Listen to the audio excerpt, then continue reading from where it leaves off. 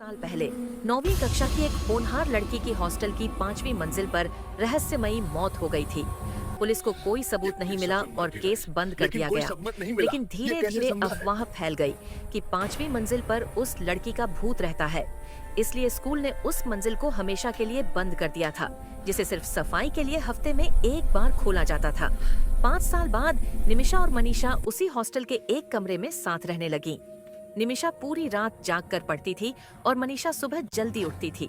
मनीषा हमेशा चश्मा लगाती थी और हाथ में अपनी माँ का दिया हुआ एक काला धागा बांधती थी। 10 दिसंबर की रात कुछ बेहद अजीब हुआ। हमेशा की तरह रात के 12:30 पर निमिषा पढ़ रही थी और मनीषा सो रही थी। निमिषा का गला सूखा तो वह हॉल में कॉफी बनाने गई।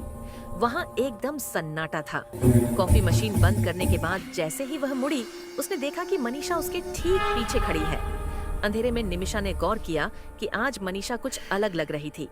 न तो उसने चश्मा पहना था और न ही उसके हाथ में वह काला धागा था।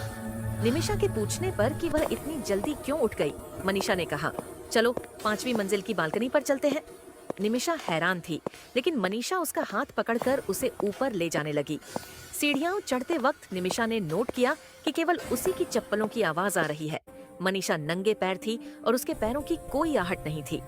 उस रात 5वीं मंजिल का दरवाजा खुला हुआ था। वे दोनों अंदर गए और एक कमरे में पहुंचे। यह वही कमरा था जहां 5 साल पहले उस लड़की की मौत हुई थी। वहां दीवार पर किसी ने नाखून से बड़े बड़े अक्षरों में लिखा था, 10वीं दिसंबर। वे दोनों बालकनी पर जाकर नीचे देखने लगे। मौसम बहुत ठंडा था। जब निमिषा ने वापस जाने को कहा तो मनीषा ने कोई जवाब नहीं दिया। जब निमिषा ने उसे दोबारा पुकारा तो मनीषा ने उसकी तरफ देखा। उसकी आंखें पूरी तरह सफेद हो चुकी थीं। उसने भारी और डरावनी आवाज में कहा, कूद जाओ, जंप। निमिषा जैसे सम्मोहन में फंस गई। वह हिल नहीं पा रही थी। मनीषा बार बार कह रही थी, कूद जाओ, कूद जाओ। निमिषा अपनी सुध-बुध खोने लगी और अपने बाल खोलने लगी, मानो कोई शक्ति उसे नियंत्रित कर रही हो। ऐसा लग रहा था कि अगर उसने छलांग नहीं लगाई तो मनीषा उसे धक्का दे देगी। तभी अचानक नीचे वाली मंजिल से कुछ गिरने की तेज आवाज आई, जिससे निमिषा का सम्मोहन टूट गया। उसने झटके से मनीषा को पीछे धकेला और जान बचाकर नीचे भागी। भागते वक्त उसे अपने पीछे एक भयानक अमानवीय दहाड़ सुनाई दी।